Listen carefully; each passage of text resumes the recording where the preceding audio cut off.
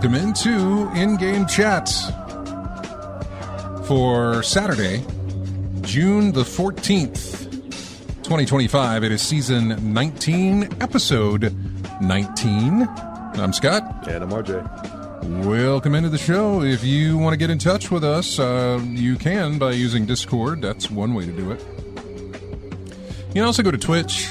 We are on the cam right now, streaming live on Twitch, twitch.tv. Then when you get there, type in-game chat. You'll find us. Not a problem at all. You can also go to our website, ingamechat.net. Scroll all the way down to the bottom, and you will find all the links that you can use to watch us, to get on Discord, to do all that stuff.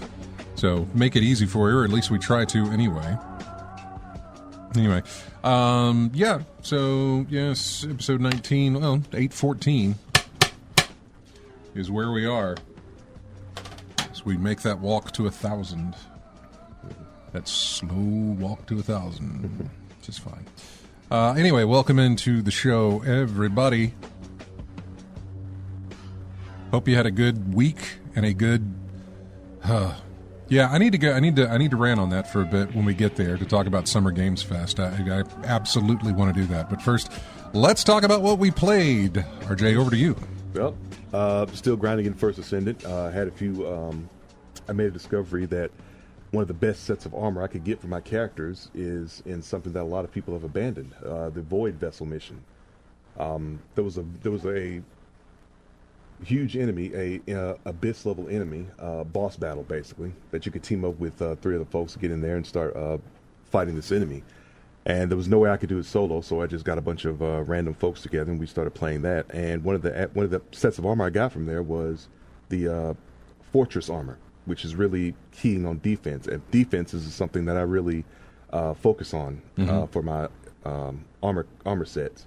I want to reduce as much damage, incoming damage as possible. So I always focus on defense. That's one of the things I do in most games. Like if you can extend your health bar, like do this to extend your health bar, then that's usually where I focus. If it's defense, yes, but usually that defense comes at here, extend your health bar, which is basically more defense. Yeah, you know. Yeah, so in this case, it's 2 separate things. So having the defense won't extend your health; it just reduces, like I said, it just reduces the damage that you take.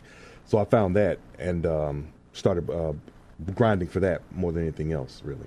And then I also discovered that the best way to get my mastery level up is just to increase the efficiency on different things. That includes the different descendants. So the problem that I was having in the game was that I was focused on like 2 or 3 descendants that I play with. And that's why my mastery level plateaued. I was stuck at like 17 for the longest time. So turns out that if I just level up all my descendants to level 40, go to another one, level that one up to level 40, and so on and so on, I'll get my mastery level up. It'll get my mastery level up. Yeah. So I'm up to level 20 It's like an now. average base type thing, I guess. Yeah. So I got up to level 20 on that finally. And so that's pretty much the part where anything after that, it's not as good as it was in the beginning. Like take Dark Souls, for example. There's a certain level you can get your endurance up to before you start to not see any benefits from it. And I think the last time I checked, it's at 40. When you get to 40 for endurance in any of the Souls games, don't put any more in there because you won't benefit. It has anymore. No effect. It has no benefit anymore. So I was working on that with First Ascendant. Played a bit more of Virtua Fighter. Had a run through the Akai Leagues like I talked about before. I got to about the record. My record wasn't really good, but I was really having a good time and learning more about some finer aspects of the game.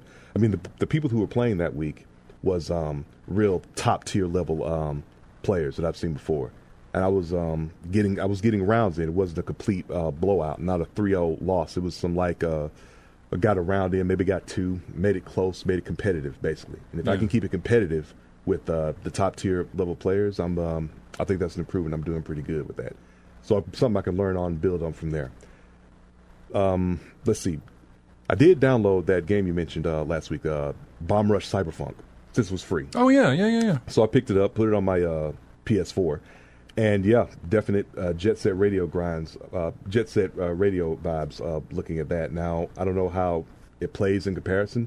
Like I said, I just downloaded it and put it on the system. So I'm going to give it a little run through, probably sometime after the show or throughout the week to see how it plays through that. Yeah. And last, Dead Space.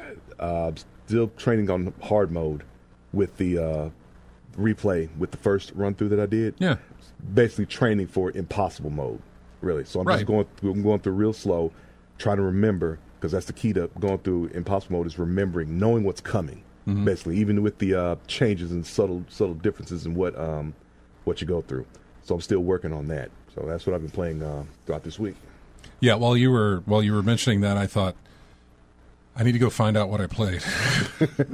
So I went to my Steam page, and I was worried because I'm like, I don't know if demos show up. Demos absolutely They show should. up. Yeah. You played, yeah. So last week I didn't play anything except, I know what I played. That damn Ball X Pit demo. Oh, yeah. The one I was talking about? Yeah. Arkanoid. I played more of that. I played to the end of the demo on that one. The end of the demo is when you collect... it's not going to make any sense until you actually play the demo, but when you collect 2 gears, there are 2 gear, sprocket, things like that. There's 2 gears that you have to collect by defeating bosses. So if you can make it through that breakout arachnoid, it's kind of like things keep moving towards you in that regard. And oddly enough, I pick up on these things while I play it. There's a bar on the right side that is filling up, and it's got 2 notches in the middle of it. It's got a notch near the bottom, then it's got a notch about halfway further up, and then, of course, there is the crown at the top. That is your progress. And every time you hit a notch, it's a mini-boss that comes in. And then when you get to the top, that's the main boss. Okay. When the main boss shows up, you start moving backwards. In other words, the boss starts moving his self towards you, and you're moving. So the entire time, the conveyor belt of whatever is moving forward. You are moving forward. I was about to ask, if the boss is coming down, is he pushing the existing enemies towards you?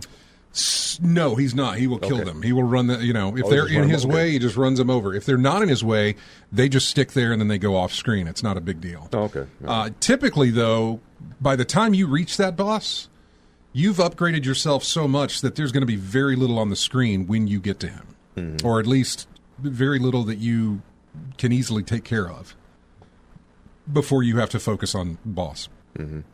So I unlocked all 3 characters that the demo offers. I collected the 2 gears. When the 2 gears were collected, it said, hey, congratulations, this is the end of the demo, although you can continue to play to, better your score, your time, or whatever. You can continue going, but you're not really going to get any further. Yeah, practice for the full version. Right. There's nothing else to unlock. It will save, and that's great, and I'm glad it does, but I have no idea if that'll carry over. I mean, for a demo, 2.5 hours of playtime, that's pretty good for a demo. Yeah. Compared to other demos like Tron Catalyst, which I really love, 14 minutes in that. Dead as Disco, 12 minutes in that. Dead as Disco is the one where it's a rhythm-based but Arkham fighting type thing, where you press B to dot or Y to counter, B to dot, stuff like that. Yeah. Although it's timed to music. So that's kind of cool. And what I did notice in the demo, you can import your own songs. Okay. Yeah, there was I don't know, like an infinite level where it's just like you just keep going. Okay. And you could pick which song you wanted to fight to, I guess you could say. Yeah, so you put your own... but you can put your own music up there, yeah. And how does the rhythm system I don't know. I didn't upload any. Yeah. I was trying to think of how I would upload some. It may not do anything. The rhythm system may not... I don't know. That's a good question. That's the thing. If it's a rhythm bass and you throw your own stuff in there, and what do you put in there? Like if you throw something in there that goes like 350 beats a minute, as opposed to something going or something. I was going to say most of those. In fact, they do have the BPMs of the songs that are available. Yeah, and those are in the 165 range, 180 range, stuff like that. Okay, not any higher than that. It's not a, There's no variation in between. It's pretty much like that. Not a lot of variation. Yeah, it seemed to stay as far as the beats per minute were concerned. It seemed to stay in a good fit there. I didn't see anything that was out of the ordinary, but at the same time, I didn't necessarily look through all of them. I was basically looking like, is there a song I recognize? Yeah, and I really didn't recognize any of the songs. Okay. But I did notice it put BPMs up, and I was like, oh, that's cool. No. And I saw where it said import. I didn't bother to import a song, but now that you've got me curious, and I may do that tomorrow. Yeah, I mean, if you need some short songs with quick beats a minute. Like I said, 3 to 350 beats a minute. I got some for you. Oh no, I know you do. I don't necessarily know that I want to play again. I mean, the ones that I play with at the 165 or whatever are fine. And by the way, that doesn't necessarily mean that you're playing that fast. I'm not exactly sure. And again, this will be tested when I import my own song. I'm not exactly sure how the rhythm aspect of it works. Yeah, but it was a fun demo. Another demo that I played was Cast and Chill. It is pixel arts, but it's you on a boat with a dog going out to fish. I played it for about 16 minutes. The demo has its own achievements, 6 of them if you're interested. So you go out and fish, you bring the fish back, that gives you money. You go to the bait and tackle shop, you improve as far as I can tell, you can buy lures. You can buy rods and reels. Rods, reels, stronger wire, stronger. Right. You can also buying a rod and a reel is one thing. Then the sub part of buying that gives you access to buying the strength, the line strength. Line strength. Yeah. And then there's another option. Vital. I can't remember what it was. Vital. Line strength is vital. Yeah, absolutely. I mean, but I'm not so far because I was starting off. I wasn't really running into anything that was bothering me at that point. But doing just 16 minutes of that, I was like, "This is perfect. This is fine. I will absolutely get this game." You know, I didn't have to buy any more, or I didn't have to play any more of it to feel like I'm good. Ball Pit, the Ball Pit demo was the one that like shot something into me, and it was the addiction of I got to play again. I got to continue to play this. Cast and Chill is exactly what it says. Like, this is a very chill thing. You just, it's a perfect deck, like Steam Deck type portable game. So it's not going to be like your Sega Bass fishing where you're like stressing over. No. Yeah. Speaking of, by the way, I got an email. Fish Fest, Steam Fish Fest is next week. So they'll be highlighting fishing games. I suppose and those Sega Bass fishing needs to be on there. Right, yeah. Now you've got a PC at home, right? Still where it works, everything's good with it. Yeah. I have to suggest this demo to you. Okay. Because it absolutely gives me that same feeling. It's called Cleared Hot. Okay. It is Jungle Strike, Nuclear Strike. It is absolutely that. Chopper and everything. Yes. Okay. Pixelated graphics, a chopper with a hook.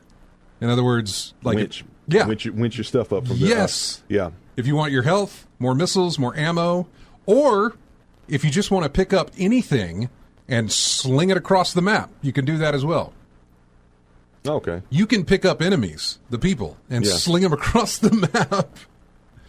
You can pick up the vehicles that they're driving in and sling it across the map. If you pick, like I was picking up like a four-wheeler. They were on a four-wheeler shooting at me, and I picked up the four-wheeler, and they sort of hang on, but if you do a couple of things, they'll fly off before, they won't be able to hang on. They'll fly off. I'll hang on to the ATV, but they'll go flying. Yeah. So it was really fun. It was really fun. That's another one. While, again, it's not the Ball Pit demo where it absolutely injected something into me of, I need to play more of this. Oh, this looks exactly like yes, a souped-up nuclear strike. Or absolutely. Strike. Yeah. So playing Cleared Hot, I was, man, this is good, and I got to tell RJ about this. I absolutely have to tell RJ about it. Cleared Hot, a nostalgic helicopter shoot. Yep, there you go. Yep, someone was a fan of the Strike series. Yeah. I wonder if they had included any bits of story in here, like. I think it may be a solo dev because I want to say I saw that on somebody posted it on Reddit, and the guy was just like, "Here's my new game." And I would appreciate like any feedback on it, that sort of thing. What do you tell me what you like about it, what you don't. This is my new game. We just launched our demo. Yeah, my first question would be: Are you a fan of the?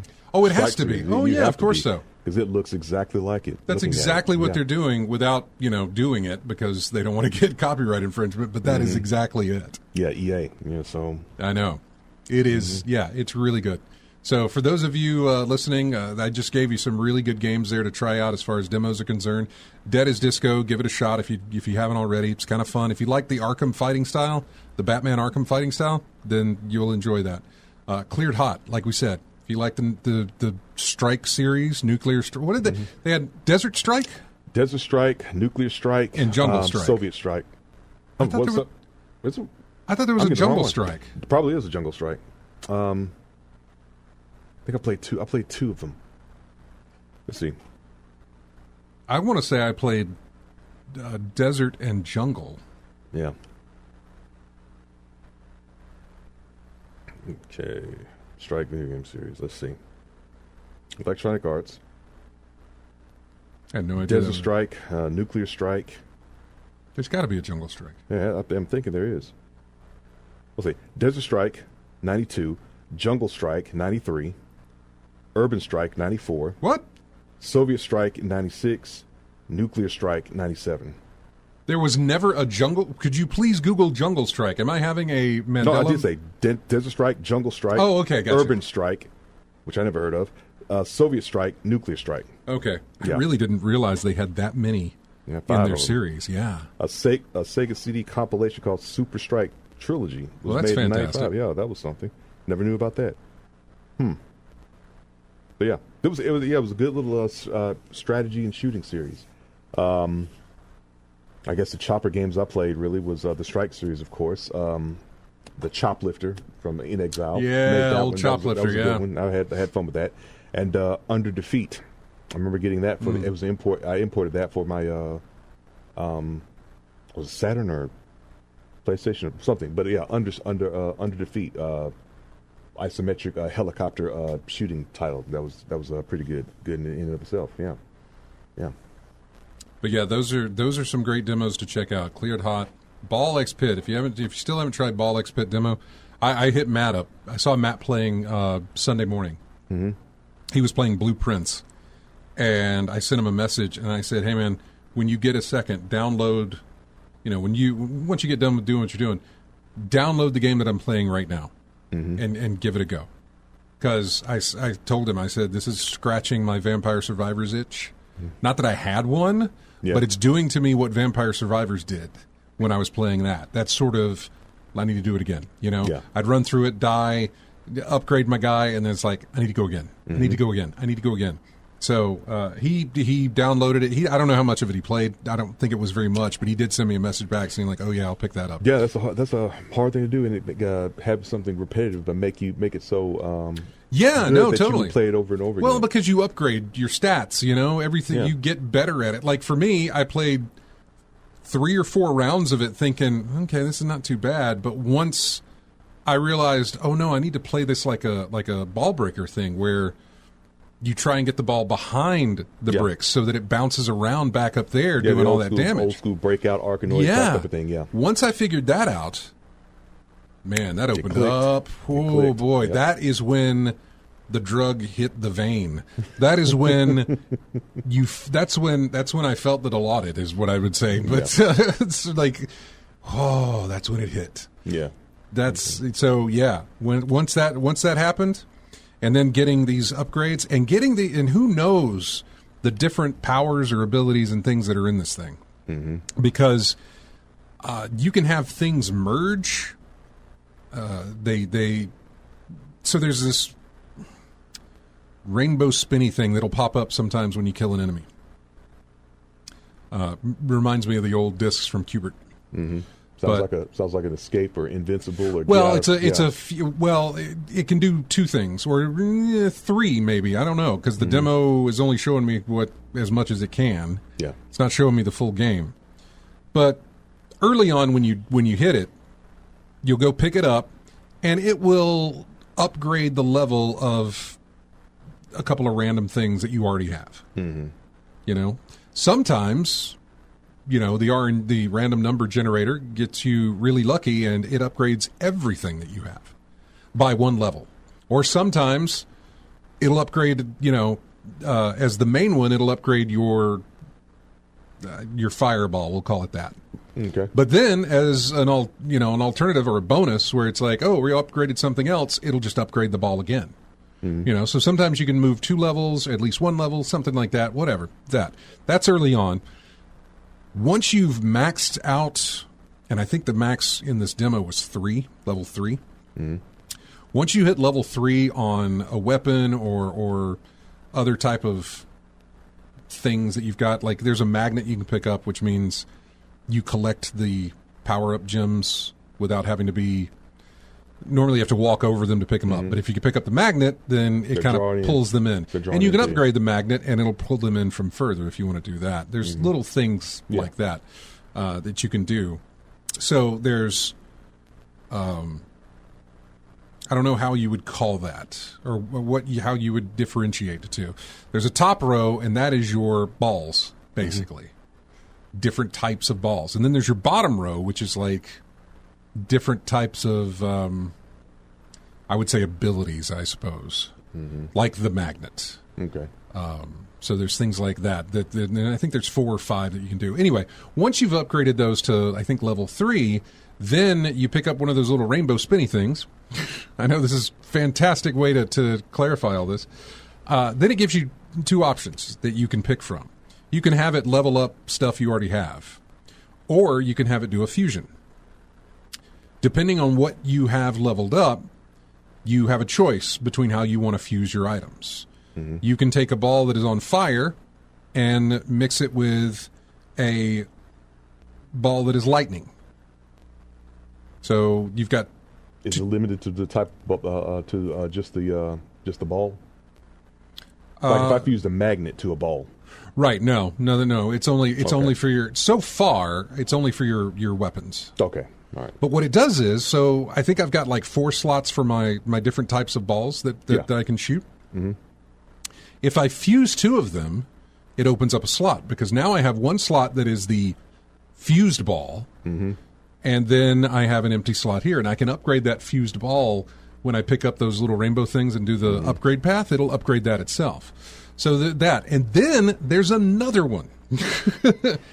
And I'm trying to remember, it's a merge thing, but I can't remember exactly what it does. But it gave me, so I had 3 options to go from, and you only pick one. One of the fun ones was there's a ball that when it hits an enemy, it then lasers either horizontal or vertically. So it gets everything that's on that row, or it goes Bomberman, or everything that's on that column.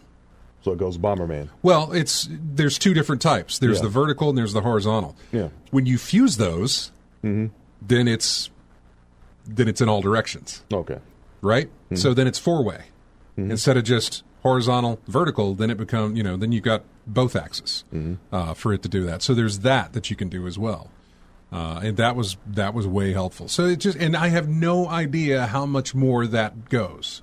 There's an ice ball that slows enemies down. There's a fireball. What if I merged the fire and the ice ball? What would that do? Slow them down and set them on fire? Possibly. Yeah.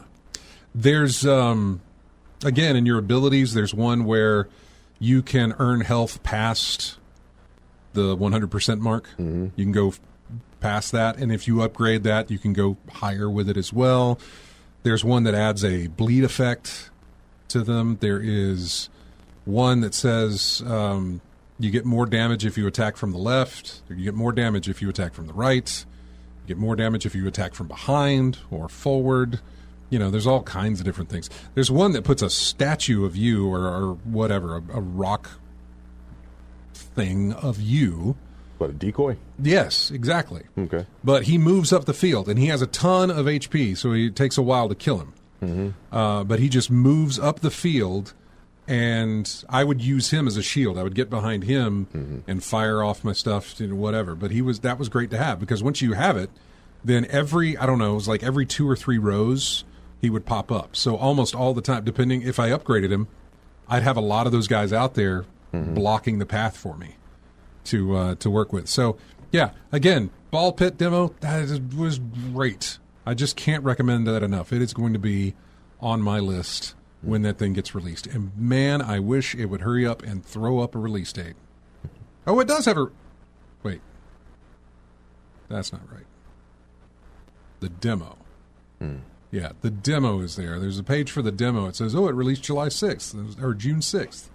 No, when I go to the actual page for it, to be announced is the release date. We'll let you know. Aw. Yeah. So, oh, God. Some of the screens that they have as examples of playing it, God, the ball's going everywhere, man. Mm-hmm. Oh, boy, it's really good. It really hits the vein, man. Absolutely hits the vein. Anyway, so that's what I played. Now, we're going to take a break. When we come back, we're going to jump into Summer Games Fest, and I'm going to rant for a while. I say I'm going to rant. I'm not going to. It's not the kind of rant you would think. It's the same rant that I think I give every time, and I'll give it again. Trying to think of what I use. This is Classic Week, isn't it? Yeah, it's Classic Week. Oh, I know what I did. I picked everything from arcade games. Okay. So, while yes, this game did come home to consoles, it was an arcade game first. It was the Ninja Turtles arcade game. Okay. The 4-player arcade game. This is the Fight Boss theme, and we'll be back with more of In-Game Chat right after this.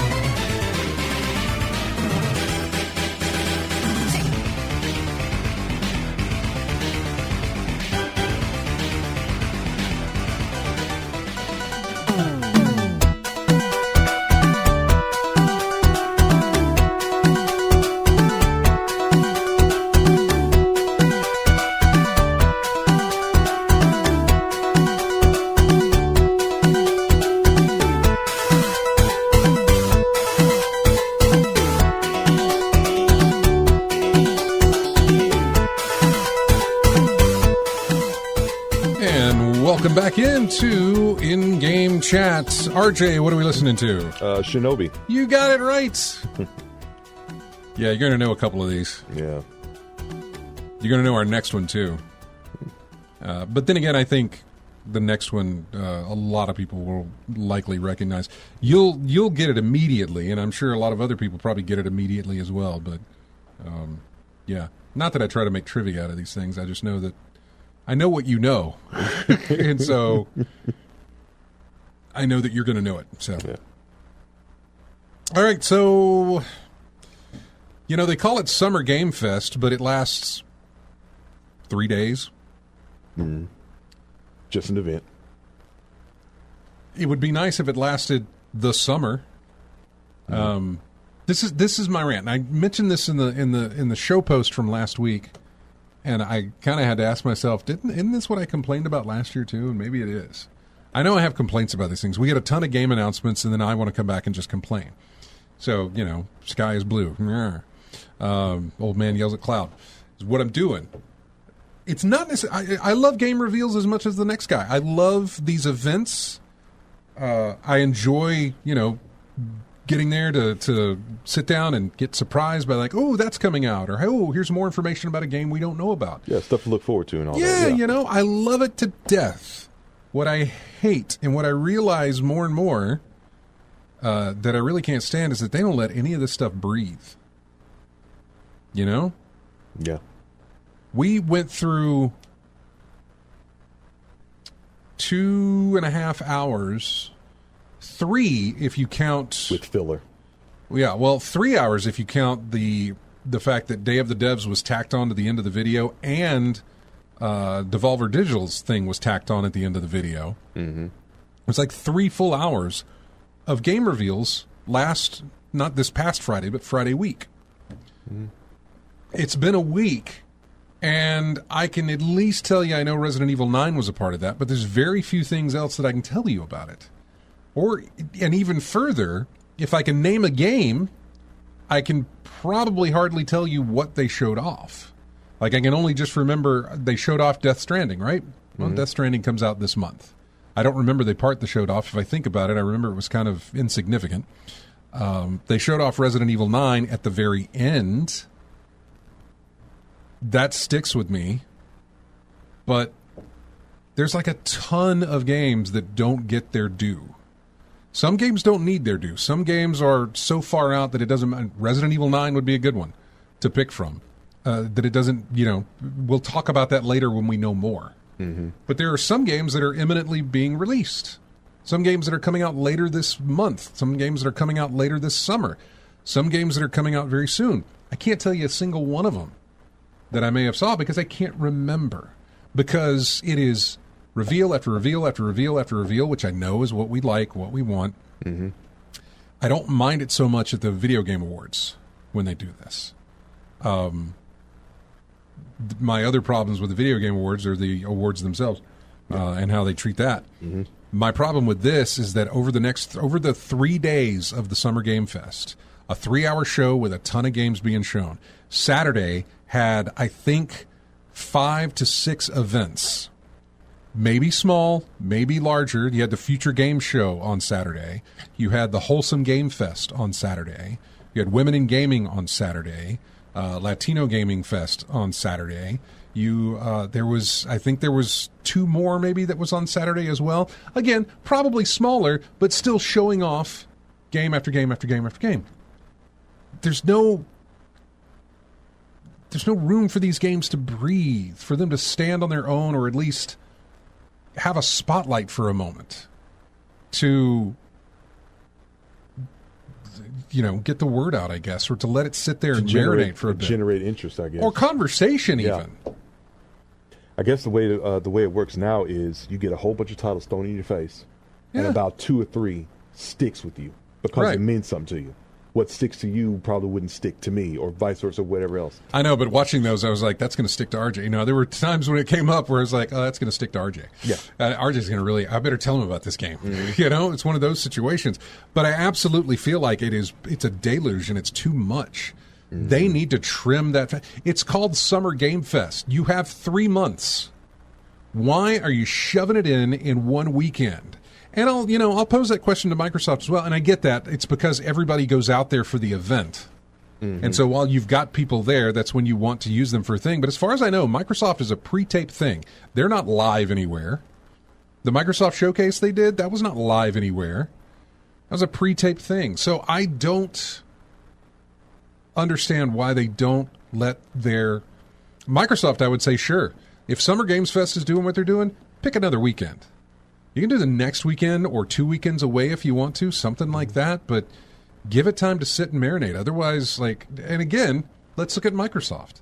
That was about an hour and a half of reveal after reveal after reveal, and we'll get into that. I'm not going to go over every single game. Mm-hmm. A lot of it was still no date on some things. The Clockwork game, whatever, the one from... was it In Exile Entertainment, I think, that's working on? There's still no date on that. It's our second trailer for it, but still no date. And by the way, when I say second trailer, I mean second trailer since we saw it a year ago with the first trailer. Yeah. So this is basically a reminder to let folks know, hey, we're working on this. But we don't know when it's coming out, And I understand that, but there was nothing to mention about Fable, even though they did bring it up at the end saying hey, we're going to have more about Fable next year. We're going to have more about this next year, blah, blah, blah. And to save Call of Duty as here's one more thing we want to show you was saying, okay, well, the sun's going to come up, it's going to come up the next day. That's one of those situations. We know you're making a Call of Duty. We get it. No need to put that at the end to say, here's one more thing. This is not to say the best for last. Yeah. And Call of Duty, where it's at at this point, that's not your I know, best. It was a horrible swerve too, because they say that and then they open up with a cinematic, and it's very sci-fi oriented, or it seems sci-fi, a little tinged with sci-fi. Oh boy. I don't know if you guys can hear that over the air, but we got thunder rolling up ahead over the studio here. Listen, if lights flicker, power goes out, I got to make a run, so I will throw it to commercial while I make my run, just to let you know that that's what's going to have to happen. Priorities. I hate it. I hate that I'll have to do it, but I'm the only one here, so I have to do that. And I will. So. Oh, Brammer Brian confirms he heard it. Oh yeah. Oh no. It's a cracking over there. Yep. It's cracking. Lethal Migraine says, I was so bored by Xbox, I dozed off. I fell asleep during the PC gaming show, and I was fast forwarding through that.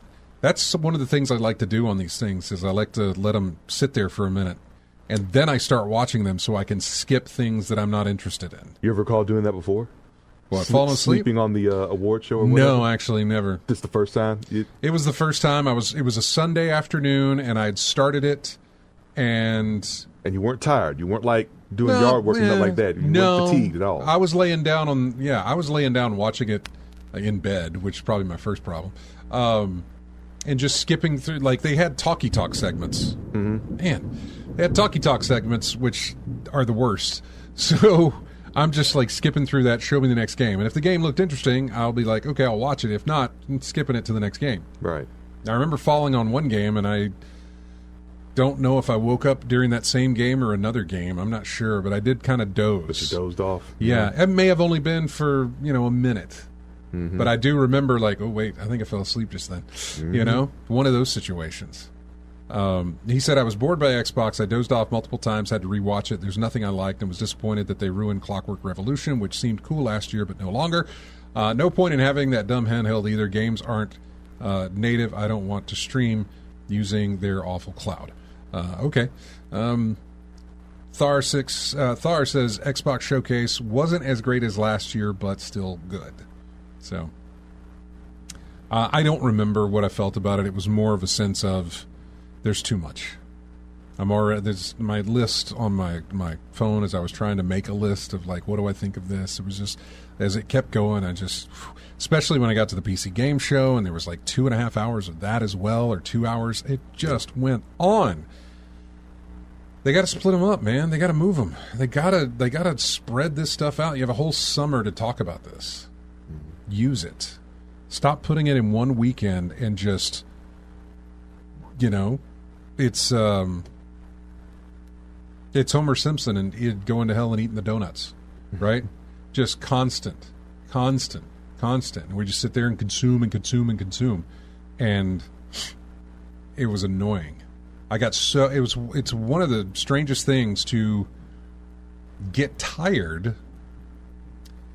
Like, and I don't mean tired like getting sleepy. I just mean getting to the sense of, I am tired of looking at video game reveals. I'm absolutely tired of looking at this. Mm-hmm. I just, and again, maybe it's just me being old or something. I don't know. But I got so tired of looking at the reveals. I took a break after the Xbox Showcase and probably went and played some stuff or whatever. I took a break from that. And of course, I let the PC Gamer Show build so that I could fast forward through it. But spread it out, man. Stop doing this. There's no need for that much in that short amount of time. Mm-hmm. So a better format would be less games, but more exposition on what they're all about and where you're at. And it's the strangest thing, because I'm sure you can go back and find old episodes of ours back when E3 was a thing. Mm-hmm. Excuse me. Wow. Mm-hmm. Back when E3 was a thing, and we had Microsoft, EA, Sony, Nintendo, Ubisoft, and maybe some more stuff that I'm not thinking about. Mm-hmm. But, you had a good amount of, stuff. But those shows were kept to, an hour long. I know Xbox and Sony and Nintendo usually would go an hour to an hour and a half. But then, your EA thing would only be about an hour. Your Ubisoft thing would only be about an hour. Mm-hmm. It for whatever reason, it didn't feel like the mass of games that we're getting now. Mm-hmm. And I just thought, man, they really gotta back off. They won't. Yeah. But it would be nice if they would. That's just me throwing it out there. I've got articles here where I had every big announcement from Xbox Game, every big announcement from PC Gaming Show, everything from Wholesome Direct. And I would love to go through them all, but it's just a list fest of going through these things, and I just, maybe later on in the show, if we got time, we're going to kill at the end. Maybe I'll go over a couple of things here, but just I don't see it. I will go over the no-shows because I'm curious as to what they talked about were the no-shows here for PC Gamer. Summer Game Fest no-shows, 9 big games that were absent from the 2025 showcase. Fable, we know. Fable I was hoping to see more of, or at least maybe get a date or something like that, but apparently Fable is not going to be released until next year, if that. So we're not getting Fable this year. So that was missing. What else do they have here that was missing? Perfect Dark. Yeah, we had another Perfect Dark reveal that was last year, but we got nothing announced for it. Everwild, that was another one. That was from Rare. That was also announced in 2019, but we haven't heard anything since. Canceled? Not that we know of. They don't say that it's been canceled. It could be. We just don't. It wasn't revealed. Just wasn't told about it. It's a 5-year. Yeah, 2019. Years? Come on. Yeah, I know. Yeah. What else do we see? It says Blade. Apparently, we were going to get a Blade game from Bethesda and Arcane Studios. That I don't know. It hasn't announced that it's been canceled, but I'm not sure. Same situation, 5 years, multiple years of yeah, but at the same time, they were working on a Blade film that's been having a whole lot of problems getting made. And that may result in this, because then it's like, well, if you're going a different direction in your film, then we can't follow that direction in the way that we're building this game. And if that's what we want to do, we have to wait until you get yours right. Script-wise, story-wise, whatever, before we can get ours right. We want to tie in, and we can't tie in if the story's changed up all of a sudden. Yeah. That's my thought. I'm not sure. Maybe we can't get funded. Who knows? Yeah. Kingdom Hearts 4 was a no-show. And we did see something for Kingdom Hearts 4 maybe last year. I can't remember what year it was we saw it, but we did get something from Kingdom Hearts 4 last year before last, or something like that, and we haven't heard anything since. This one, Marathon, I wasn't surprised we didn't see anything about Marathon. I'm absolutely was surprised that we did not do that. In fact, I think, and I need to find that, there's an article that IGN had, and I need to go back and get that. I did not have it in our news, but I need to go find it, because it was about Bungie, it was about Marathon, and they said they still plan to release it before March of 2026. This had a release date of September something. That is no longer the case. It's supposed to be released before March of 2020, which is fiscal year whatever. It's still up in the air to me, because we plan to. That gives you all the leeway in the world about, well, something happened here, something happened there. You can already start making excuses for why it won't be released at the time you plan to say it at. So yeah. I think it's having some issues, and we'll get into a little bit of that as well. Well, thank you, PC Gamer, for mentioning Splinter Cell Remake, which we had a teaser for. Does it give me a year? Another year, another tease that seems to be for Splinter Cell Remake, but is actually for a TV show, or as I call them, not video games. Yeah. Assuming we ever see it. Oh, yeah, the remake was announced 4 years ago. And we haven't gotten anything since then. Beyond Good and Evil 2. This is, boy, the Ubisoft games are mounting up here, aren't they? Beyond Good and Evil 2, Splinter Cell Remake as well. They mentioned Hollow Knight Silksong, but Silksong is going to get released whenever this, sometime this year. So they mentioned that. That's something to talk about, the handheld that Xbox showed off. I don't know if you saw any of that. It's a Rogue Ally, but it's called the Rogue Xbox Ally. There's two versions. There's the Rogue Xbox Ally, and there's the Rogue Xbox Ally X that they're releasing. And It'll be a Windows operating system on it, but it will be specifically catered towards the Xbox dashboard operating system type thing. You know, the thing about handhelds is I wasn't really in the market for any of them really, but if there was anyone that I would pick up, it would be the Steam Deck. Yeah. Steam Deck is what I would look at more than anything else. So right. Any other competition for it, I haven't really paid attention to. I would absolutely agree with you on that the Steam Deck is something. Now, this one... Sorry. I'll get distracted when there's thunder like that. This one is Windows-based, so it will run your Xbox games, it'll run your Epic Game Store games, it'll run your Steam games. Mm-hmm. If Windows can run it, so can this thing. That's not the case with your Steam Deck. Steam Deck is Linux-based, and even more specifically, it is Steam UI based or Steam something, whatever they've got, the Steam operating, Steam OS based. It's fine. It's great. It's wonderfully moddable. Mm-hmm. You know, I've got all those old classics on my Steam Deck that I can play anytime I need to. And I can also like load some programs in there that will allow me to play Epic games, will allow me to play my Xbox games on it. You have to do a kind of a workaround. All completely fine. They're okay with you doing that as far as Valve, Steam, whatever. It's yours. That's the draw to it for me. Yeah, customizable things you could do for it, and like you said, your classics that you got on there, older titles. Yeah, that was the draw for it to me. So I'm fine with that. This really kind of, I don't know. It looks really nice. My problem with this is that I am easily distracted by new shiny tech. Mm-hmm. So when something like that hits, I'm like, ooh, pretty, ooh, I want to get my hands on it. But in a way, I sort of sit with Lethal Migraine on there with the fact of like, I just don't know. Do you have to be the first one to pick it up? Well, it's not even about being the first. It's because it's probably going to cost around, depends. You know, they've got 2 different SKUs, and I'm not sure what it's going to run you. But it's going to be up there, $600, $700. Yeah. I don't mean like first to first on the block to get it. I mean like first, like I have to get hold of the new tech to see how it plays. I don't. What I get though is that what I get though is when I see that, it's like, ooh, I want to know more about it. I actually want to hold it in my hand. I want to play it. I want to see how it plays. I want to do all this with it. You know, that sort of stuff. And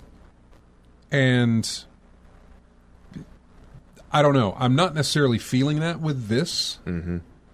But possibly because I have a Switch, possibly because I have a Steam Deck already, I feel like my portableness is covered. You're covered, yeah. Yeah. You're covered in the portable aspect, yeah. So, it's great. And for anybody else who maybe has not picked up a Steam Deck yet and sees something like this and they have the majority of their games on an Xbox and on Steam, do your research to find out, but these things aren't even released yet. Wait till they release, do your research, and figure out which one's going to be best for you.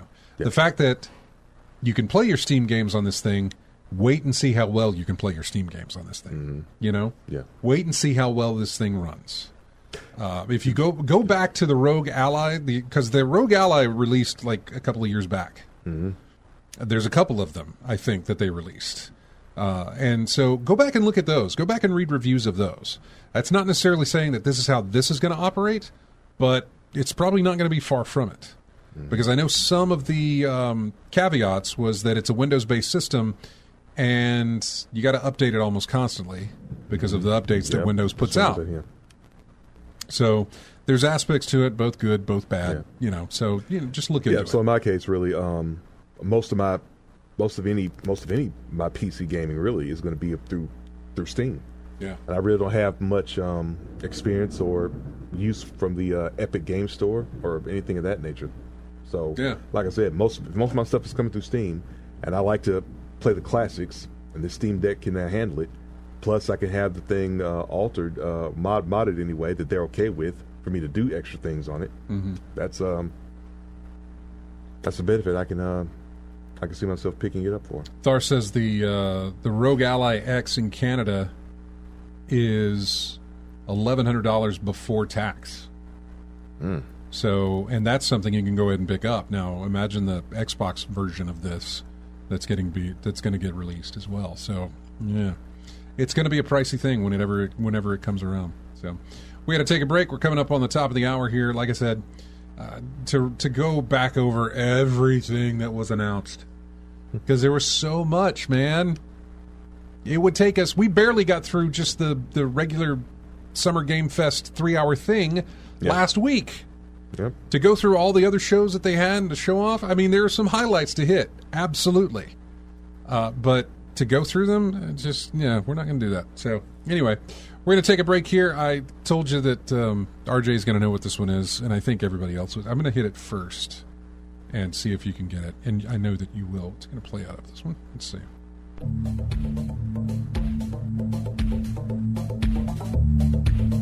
Arcade.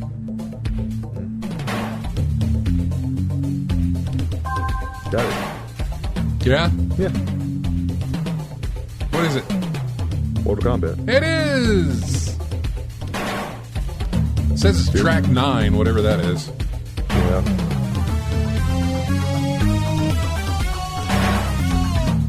I think that's the music that played while it was... It's a stage. Is it? It's a stage. I always thought it was the thing flashing up whenever the title's going up and don't do drugs. Back then, a bunch of tracks were repurposed. Like, it's played on this stage and played in this area, or played through the splash screen, or played through all this other thing, or during the credits. Yep. Something like that, yeah. That's Mortal Kombat, the arcade here. We will be back with more of In-Game Chat right after this.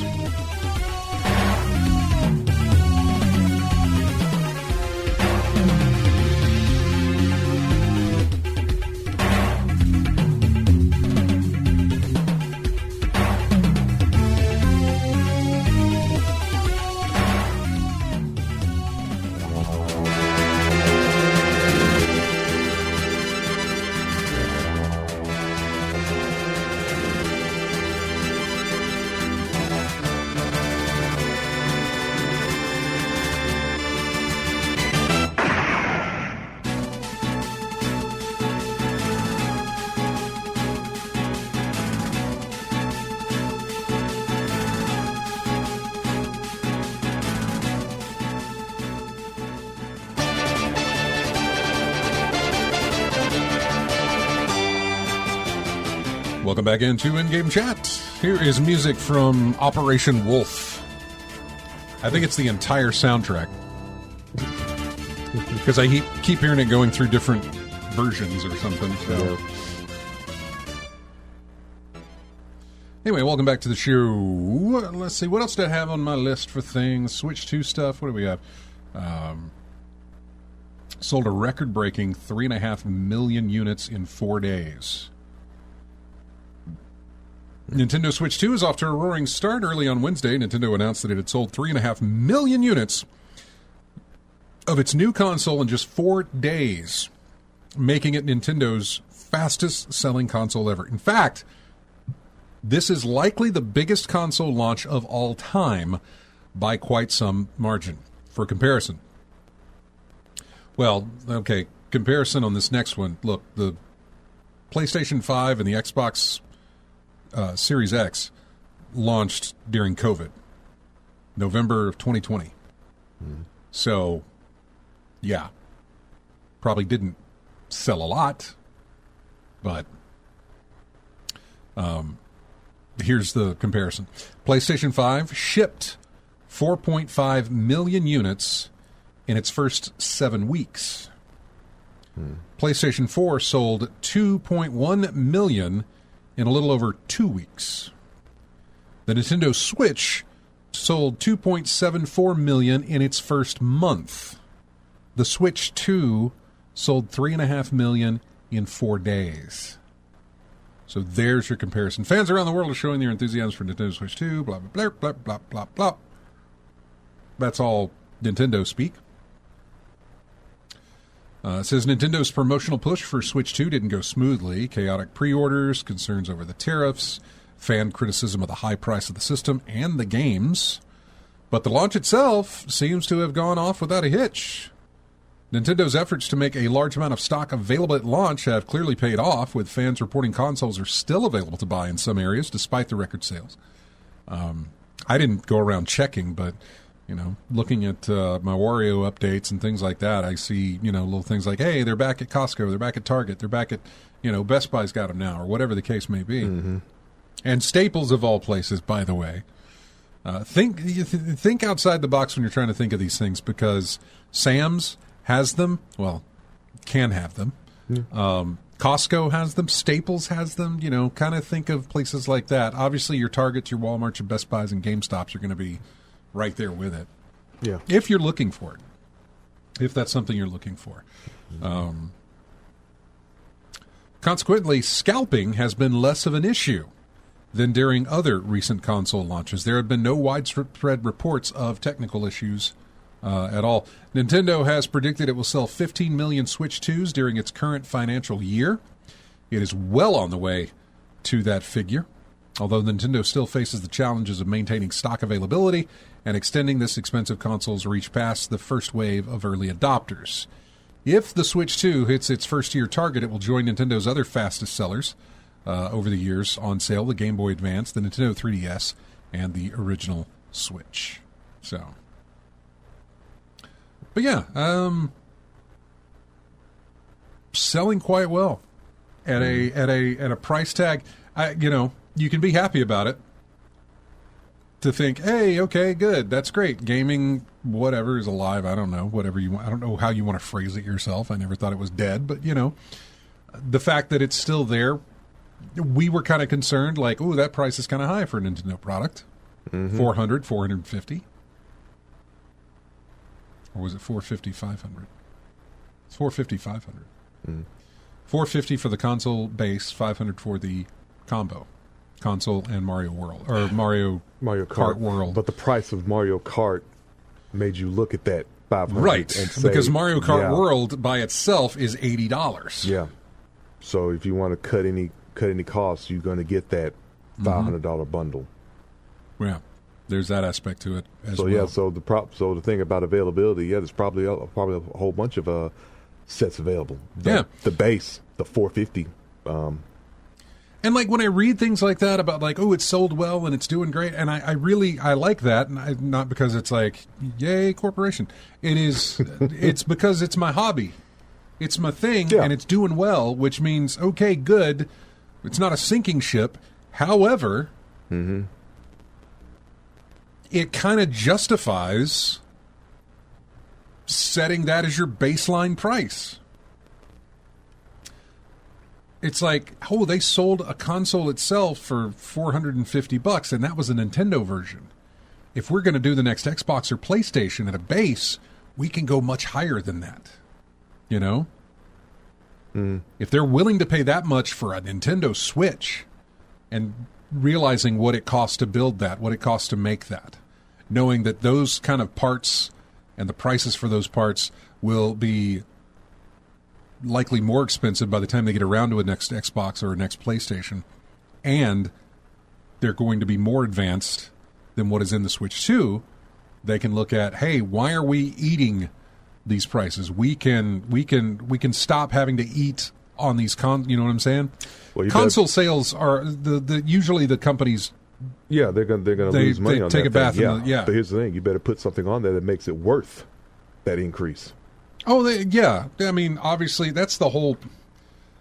I get you. I get exactly what you're saying. The whole aspect of buying consoles at launch is not the library they have, but the library you expect them to have, which I know is not necessarily the way that a lot of people go, or the way that some people go. But I think it is the way that a lot of people go. A lot of people are playing their games on one system, and they think, hey, a new system's coming out. I can play more of these games like this, or the games that I'm currently playing on a better system type of thing. Mm-hmm. They don't, like you said, and like you do. Yeah. They don't look at the library. They don't say, well, what am I going to play that's out there right now for this thing? Absolutely nothing. Well, then why do I need it now? You don't. Yes, my case. Yeah, like I've said before. Yeah, your lineup. Yeah. I'm not picking up your console. And we talked about that. You know, we used to get calls all the time saying, well, you know, which one should I get? Should I go with the Xbox or the PlayStation? I'd be like, man, there's no wrong answer to that question. Mm-hmm. Well, the wrong answer is me answering it for you. Yeah. The right answer is you looking at what each of them have to offer, not knowing what you like to play. Yeah, not by the specs, not going by, well, which one's better? No. Don't look at that. Look at the library. Yeah. More than likely, the library is shared, but you've got exclusives on both sides. So look at that before you make the purchase. Yeah, I think I said before, like years ago. Remember, the Atari Lynx was like the most like. The stats on the thing was like eye popping, right? But then you look at the roster of the games in there, and you're like, you got one of the most powerful consoles in the world, and I don't have nothing I want to play on. That's interesting that you mean that, or that you bring that up, because I was never into handhelds. I never owned a Game Boy. Mm-hmm. In all the iterations that they had, I never had a Game Boy or a Game Boy Advance or a Game Boy. I never had a Game Boy. Yeah, I think the first thing that I bought that was portable was a 3DS. Mm-hmm. And I bought that because I went to PAX one year, and everybody was sitting around playing their 3DS in a group of some game. In fact, I think, I could be wrong, but I think it was Metroid Prime Pinball on a 3DS, I believe. And I was like, oh, this is cool. And so, I picked it up for that. And it opened up, a couple of games for me. I didn't really play much of it. Yeah. The weird thing is, though, when they released the 3DS, or the 3DSi, I think is what it was called, I grabbed one of those, and then I think they did the 3DS XL. I grabbed one of those, selling the other stuff that I say selling, but trading in, doing whatever with that. Yeah. But really wasn't much of a portable gamer. So the Lynx period, I was never into. The Game Gear period, I was never into. The Game Boy period, I was never into any of those handhelds. Never got around to like enjoying those or being interested in them. Yeah. Game Boy never interested me because it was green. I said, it didn't interest me, and at the same time, I was not going anywhere. Mm-hmm. I was not in need of a portable gaming system. It didn't hit my brain of like, I will take this to school and play it. Because if I had downtime in school, I was talking to my friends, or we were, we were outside playing on the play, whatever. Yeah. It was that kind of. It was either PE lunch or detention or something. I mean, it never. Downtime in school, I never saw a place where it's like, I am going to have time to play that, or I'm going to play that. Yeah. It never really interested me as a kid. And again, I was a kid. I wasn't thinking that way.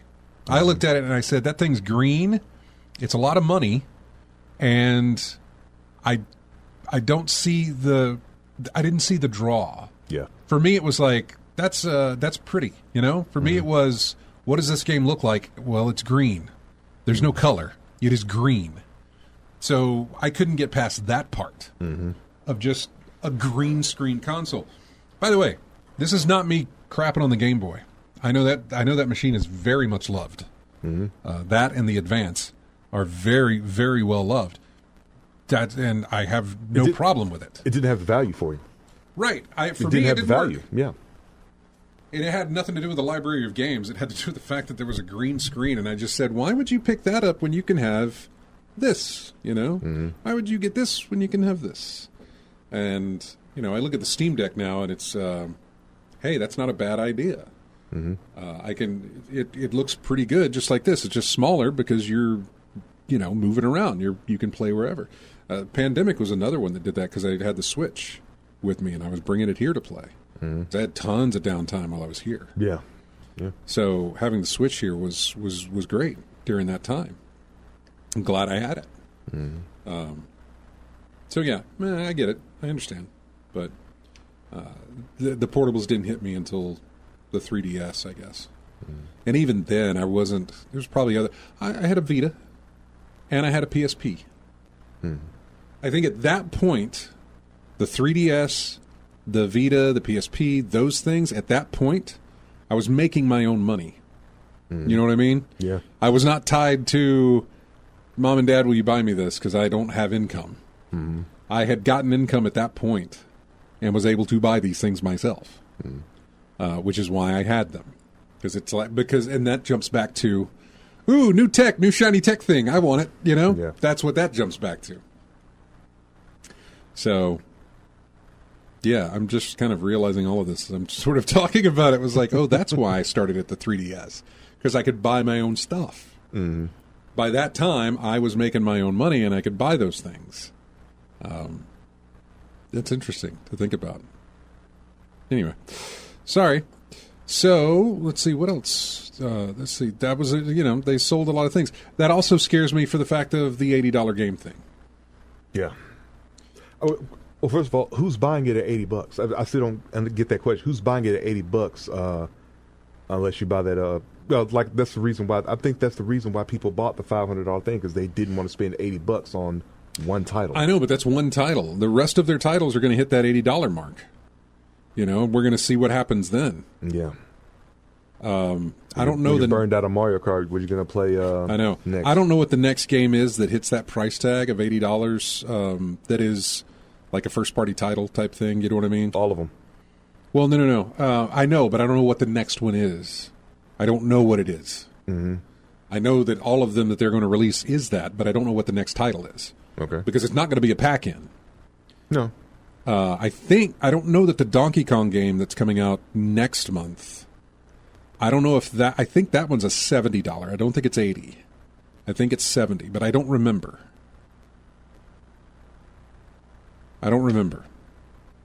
It being Nintendo, do you think it'll stay at $70?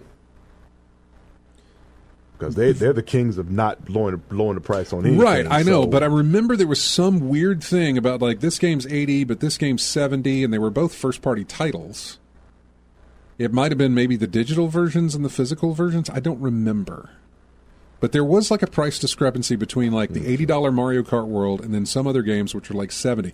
Might have been Cyberpunk 2077. Might have been some third-party titles hitting $70 while first-party was $80. I don't remember. Okay.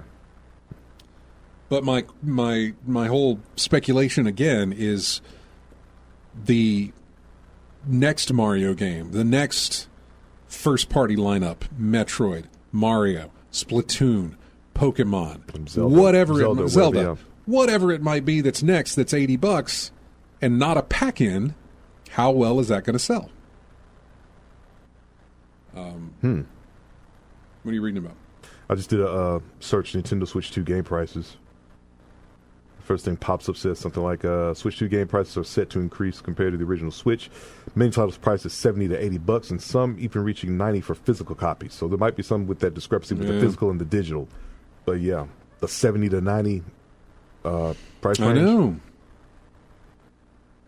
I think it was said before a long time ago. Some games might be able to get away with it, but other titles definitely won't. Well, that was my thing, is that I'm glad to see that people are out there getting the system. I'm glad the system is selling well. I just feel like that also sets the mind of other publishers and manufacturers, like, they'll pay that much for a Switch. Imagine what they'll pay for the next thing we do, And if they're buying Mario games at $80, then why can't they buy whatever it is we're releasing next for $80? Not Nintendo. Because you're not Mario. That's why. I understand. I understand what you're saying. That's what we're going to find out. Yeah. Is that they can do it because it's Mario. You can't because you're Borderlands 4. Yeah. Right? What we've been talking about for a month now about GTA 6. Mm-hmm. They can get away. You can do that because you're GTA 6. They can get away with that because it's GTA 6. And we'll be biting our tongue the entire time we do it. We'll be cussing you out because of whatever we're paying, but we're still going to pay it for that. Yeah.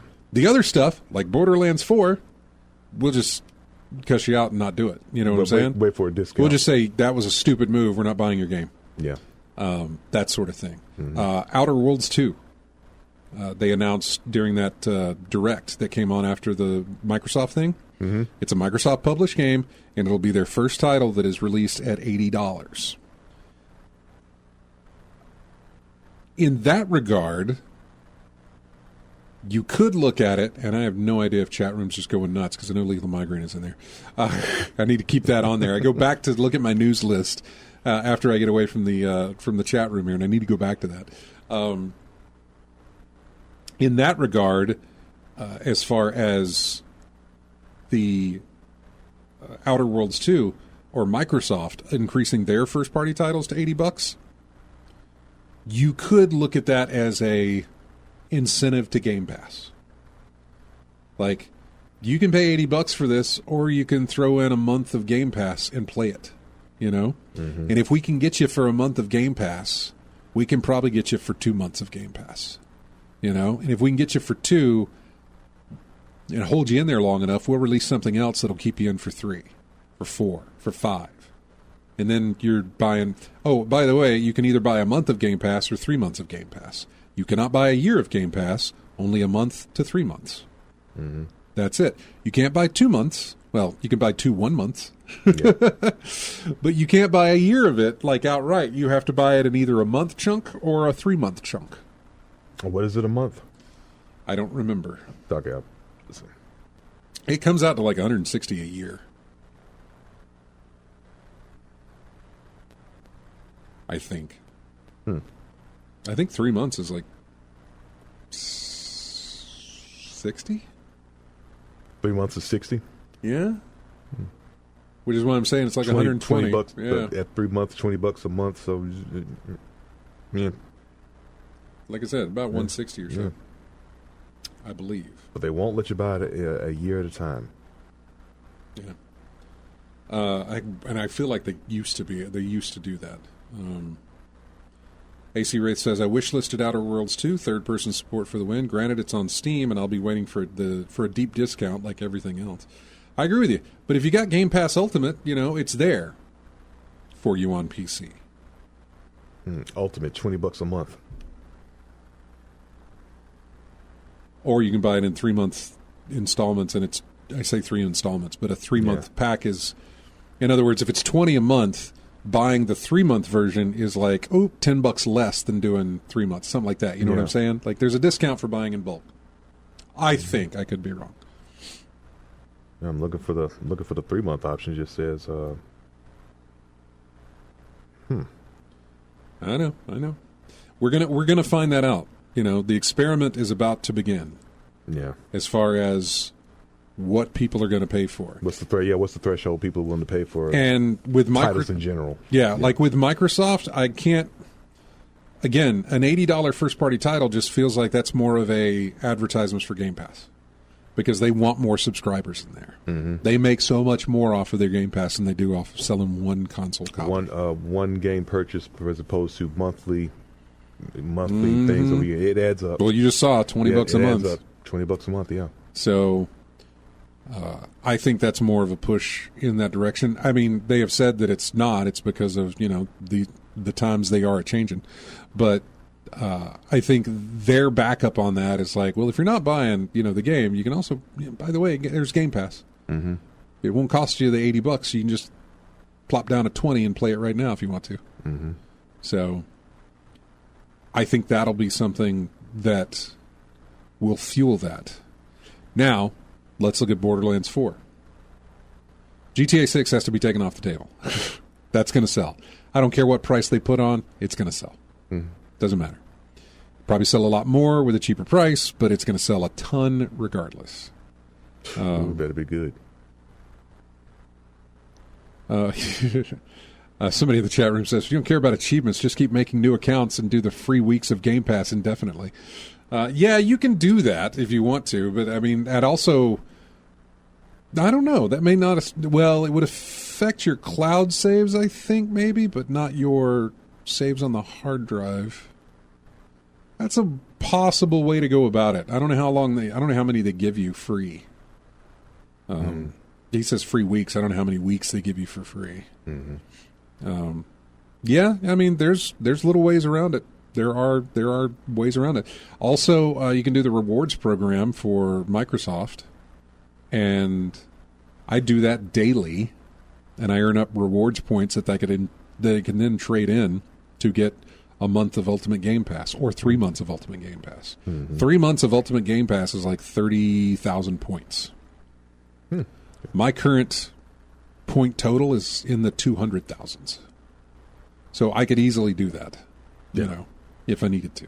And you're constantly adding points. You do. Every day every day you go to their website and you do like these 3 things, which are like, you know, little trivia things. It doesn't matter if you win or lose them. It's whatever. You do them and you earn points for it.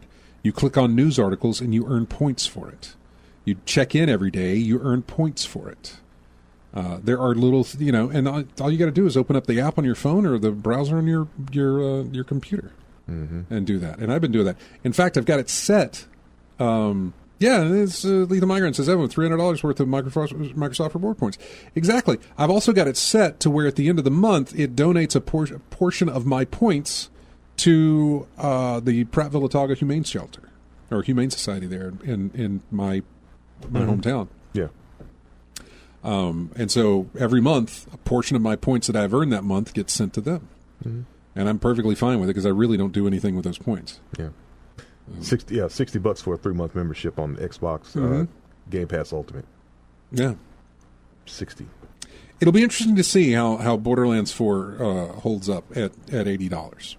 It'll be interesting to see when we get our next $80 game, like if we get another $80 game before Borderlands 4, because that's September. Mm-hmm. But it's not a Microsoft first-party title. You know, it's not on Game Pass or Day One or something like that. Something that releases is $80 for a console copy of a game that is not on any sort of service, and to see how it does. I think my gut feeling initially is wait for a sale.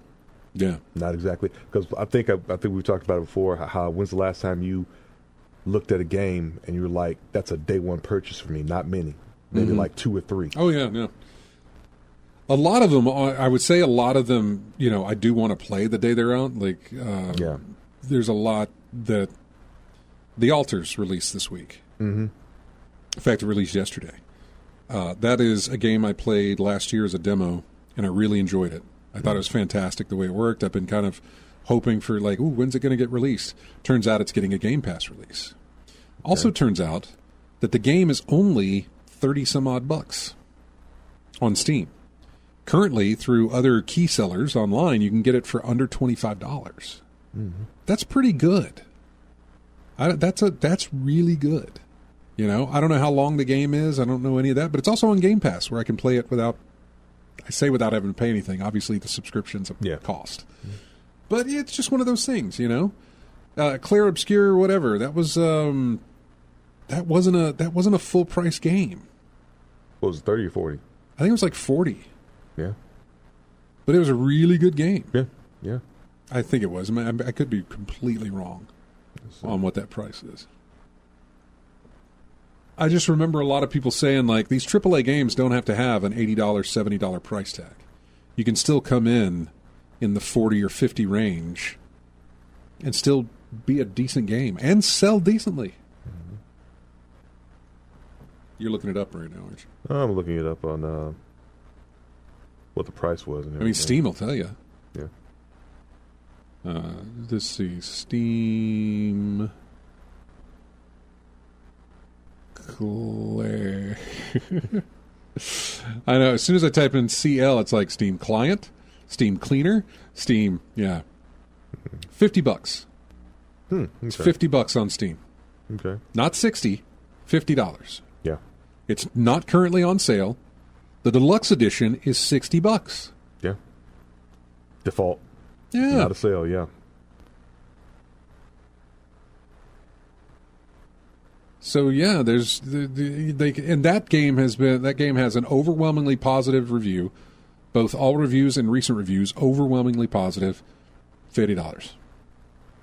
Not $80. So anyway, we got to take a break. We're at the bottom of the hour here. We're going to go. I don't know if you're going to know this one or not. I think you will. Again, this is arcade music here, and we're going to go back to, I don't know what year this stuff is. You can absolutely hear the year in the music, though. You know it, right? Yep. What is it, RJ? Space Harrier. That is, and it's the main theme for Space Harrier. We'll be back with more of In-Game Chat right after this.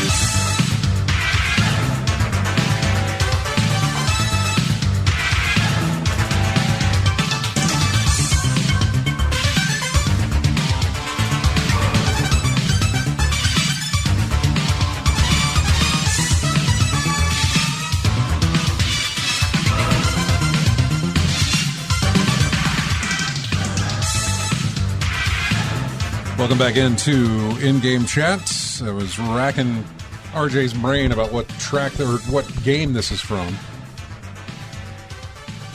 You told me the track, and I couldn't. Track is called Rolling Bad Guys. Bad Guys. Yeah, I don't think that's going to help you in this.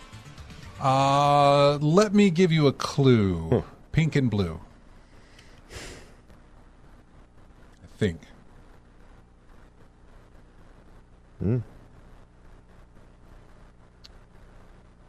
Can't think of anything. The game, I think, there was a pink gun and a blue gun. There's a lot of them. A lot of things like that, especially those bootleg versions. Lethal Enforcers. That's it. Okay. Lethal Enforcers. You got it. Yeah. So I played the game and I've seen some that did not have pink. I wasn't sure. It was, for whatever reason, pink and blue was in my head because I thought that was the color of the guns. But at the same time, a lot of people were like, well, the gun broke, so they sent us a replacement, and it's off of some other game. Yeah, this thing is fluorescent green or something like that. Yeah. Yeah. Or that spoof that someone did of the Reservoir Dogs movie poster. You ever see that one? Yeah. Yeah. I did. No. I do remember that. Yeah. Maybe it's that scene where you were on the street. Huh? Remember that scene where you were on the street in Lethal Enforcers, the cars rolling by? Maybe that was it. Rolling Bad Guys. Oh, that's probably it. The car stage. Yeah. The next track coming up, you will recognize, but it's also in there for Dave, who is not listening right now, but he's going to be watching it tomorrow. He plans on doing that. He sent me a text earlier saying, like, I can't do it today, but I'll be watching it tomorrow. So, Dave, the last one's for you there. Unfortunately, it did not have the part in it that I wanted it to have, but you'll know what it is anyway. And you can add your own part, because that was the fun of it. There's a little piece of dialogue that starts off the track. And it's a very famous piece of video game dialogue from a long time ago. So, anyway, made fun of plenty of times. Let's jump back into the news. What do we have? Oh, yeah, there was... we had... Konami did a thing. Earlier, Thursday, I think it was? Konami did a thing where they showed off some games. Metal Gear Solid Delta, Snake Eater Delta is basically the big one they showed, and Silent Hill F that they showed off as well. Also announcing that the people who remade Silent Hill 2, Bloober Team, are going to be working on a remake of the original Silent Hill. Very interesting that we're going to make a remake of the sequel, and it did so well that we're now going to make a remake of the very first one. Little backwards. Yeah. So they should have started with the original. I guess. I don't know what the deal was, why they didn't. I don't know why you would start with the sequel. I think the sequel is considered not necessarily better than the first, but one of those things where it's like, this is still good.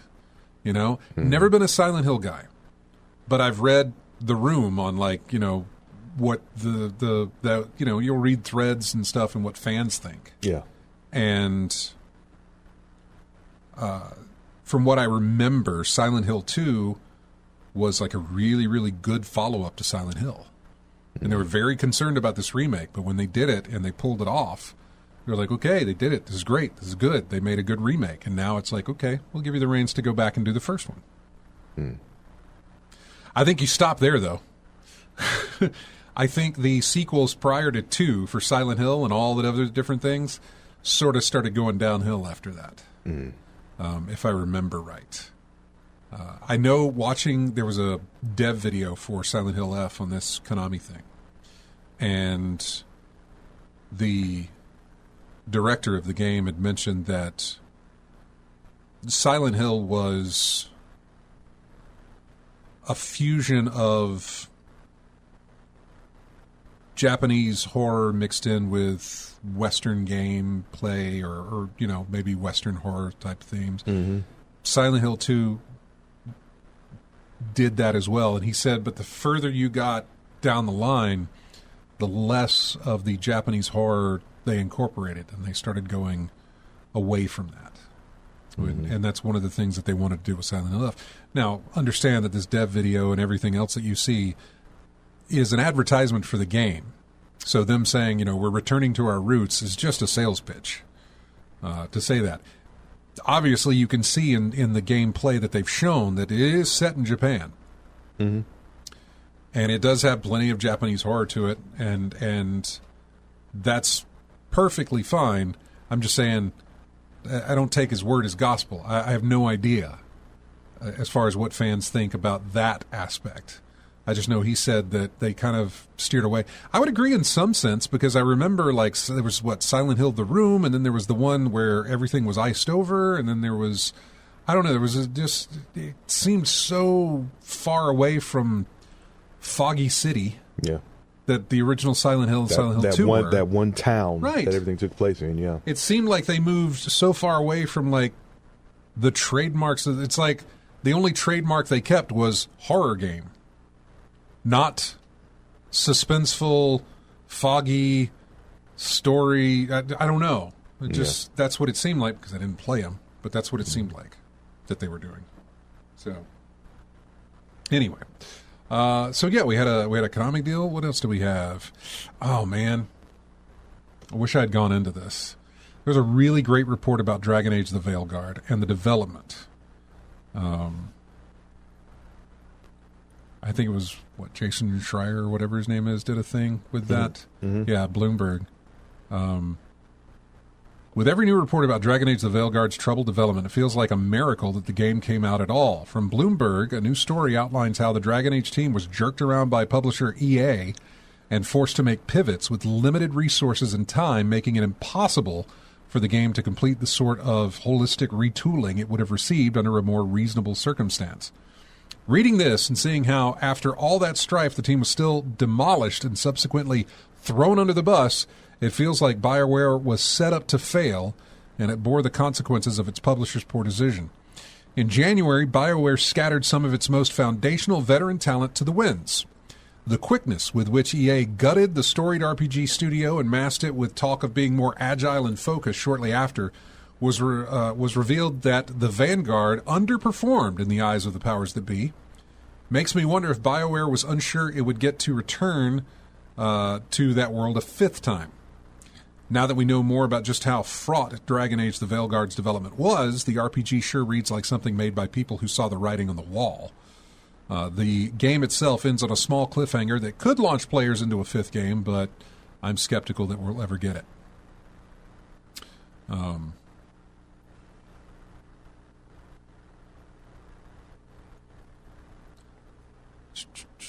Aspect was still. My answer was. I'm trying to look here. Really wanted to see more of that, because there was a nice bullet point about this whole article that was posted in Bloomberg about Dragon Age the Veilguard, where they had it. They were working on it in some way. They wanted it shifted to live service games. They wanted it to go that route. Then they Suicide Squad all over again. Just seemingly, but with EA. I think it actually started as a live service, and then they turned it around and said, no, don't do that. But there wasn't enough time to completely pivot away from it, in a sense of, we built it around it being a live service, but now you want us to change it, except you don't want us to go back to the drawing board and start from scratch. You want us to take everything that we've done and sort of twist it and manipulate it a little bit to work outside of a live service game and not be that, Mm-hmm. And yet we've already got this stuff baked in, now we have to change it, type of a thing. Seemingly, if I remember right, and I could absolutely be wrong on that, let me see if I can find that. Let's see, or do I have to pay for it? Nope, got to pay for it.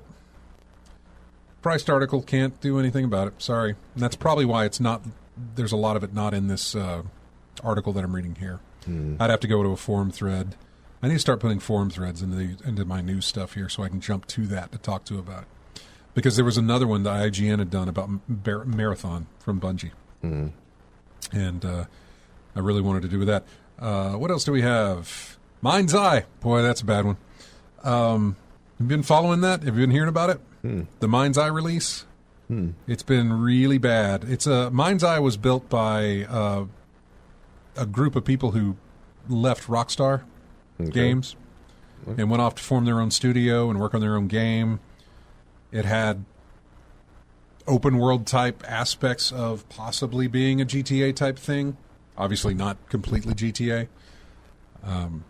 But it has been a horrible release. It is one of the rare times where Sony is issuing refunds for people who bought it.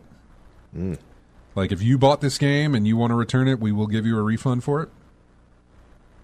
I think the last time they did that was Concord, maybe. And Suicide Squad, I think, was another one? Wasn't that another one they were offering refunds for? Possibly. I know Concord was, but not... I feel like there was another game that they were like, oh, this is so bad, we will give you a refund if you do not wish to own it. Okay, I just pulled up the Steam page. Yeah, all reviews, mostly negative. Yeah. Yeah. Well, it shipped really buggy and seemingly incomplete, I think. Not a good release for Mind's Eye. Yeah. I'm not saying it had promise. I don't think it did. I know, Lethal Migrant says Konami still makes games. I thought they were only slot machines. I agree with you. I was surprised that when the Metal Gear remake's one thing, because it's a remake, right? So sure, Konami's going to cash in on that. You own the Metal Gear franchise, remake it, re-release it, make some money. Sure, why not? Oh wait, you're doing a Silent Hill game now too? All right, and other games that they're adding in there as well. So yeah, Konami's still in it. Well, not only slot machines, but what was the FIFA, or was that EA? FIFA's with EA. Well, Konami's got something in there. Pro Pele? Evolution Soccer. Or Pro PES. Evolution. Yes, Yeah, PES, PES, Pro Evolution Soccer. I'm looking at the some reviews, quick reviews on Mind's Eye. Oh, Mind's Eye, yeah. Let's see. Not recommended. It has great cutscenes. They spent all the budget on the cutscenes. No money left to hire playtesters. The first sentence on this review: our expectations were low from you, but wholly blank. Yeah, I know. They were low, but wow. That is yeah. This is the one. God, don't buy this game. It's a collection of cutscenes that go on forever. And then, if you're thinking about buying Mind's Eye, just buy GTA or Watch Dogs instead. Yeah. Man, I need to go play Watch Dogs. I've owned that for so long, and I've never played it. Yeah. Just another part of the backlog, huh? I know. I really need to go back to it and do that. Staying with Sony here for a second, Sony has removed regional restrictions on at least 4 of its biggest games on Steam, making them available for purchase in dozens of countries where they previously were out of reach. They had their regional restrictions removed. It is Helldivers 2, Spider-Man 2, The Last of Us Part 2, and the other one's a sequel as well. It just doesn't have 2 in the title, but Ragnarok, God of War Ragnarok. Those were also, they pulled the restrictions off of that so that you can play those in those other countries.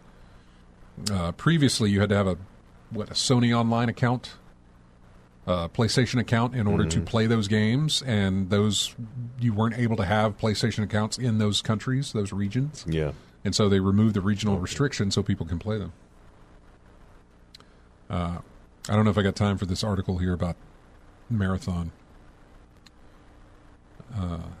Sony has said it remains committed to live service video games despite high-profile failures such as Concord. They insisted Marathon will be out before April 2026, despite admitting the recent alpha had seen varied feedback. What has Sony learned from the Concord disaster, and how does that relate to Marathon, Bungie's in-development extraction live service shooter? The CEO of Sony Interactive Entertainment's business group was asked that question during an investor-focused interview. Responding, he admitted the feedback to Marathon's recent alpha test had been varied, but insisted the game will be released during Sony's current fiscal year ending March 31st, 2026, and promised that the mistakes it made with Concord would not be repeated. Not to mention that the game was going to be released in September, I guess not anymore. This is quoting Hulst. Live service. We really see that as a great opportunity for us. Those words are going to bite you so hard. This is one of them situations that said, like, looks good on paper. It doesn't look good on... You know what? Yes, I would say sure, it does. It looks good on paper in the sense that people are going to buy it. The problem is they got to buy it for that paper to look good or to at least come to fruition. You know what I'm saying? Yeah. The whole thing, that whole paper you're talking about is only predicated on, like, if they buy it, here's what'll happen. You know? But they have to buy it. They have to buy into your live service. And if they don't, none of that stuff on that paper works. It's all... Whereas you can, and that's how any of that stuff's going to work. They're never, your guys are going to say, hey, this looks good on paper if it sells well. If it sells well, here's the money we're going to be making. Mm-hmm. If people buy this game, this live service game, here's the money we're going to be making. The problem is on that regard, on a live service, they can say, this many people bought it this year, which means here's the money we'll make from this. Multiply that by the next 2, 3, 4, 5 years because we have a live service game, which means they're going to continue to play it.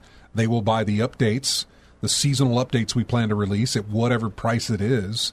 You're going to be making this much money. You still got to buy it.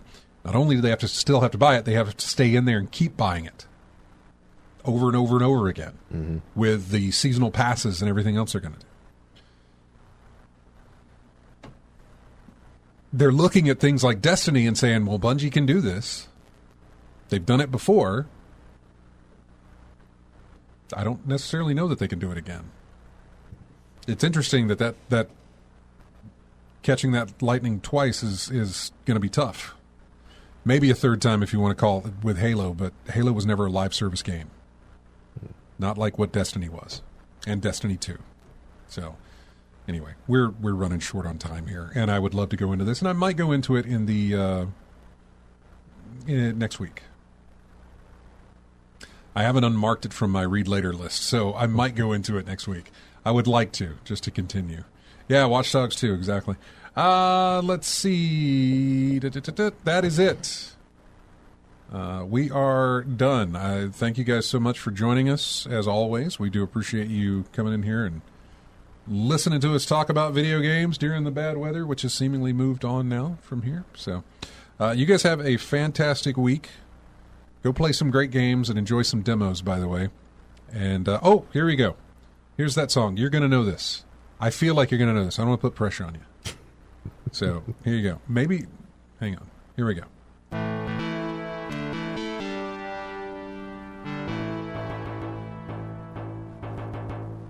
I think I got it. What is it? Golden Axe. Ah, you were so close.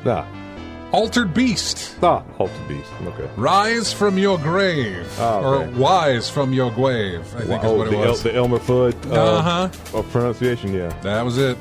Have a great one, guys. We'll see you next Saturday for more in-game chat. Have a good week.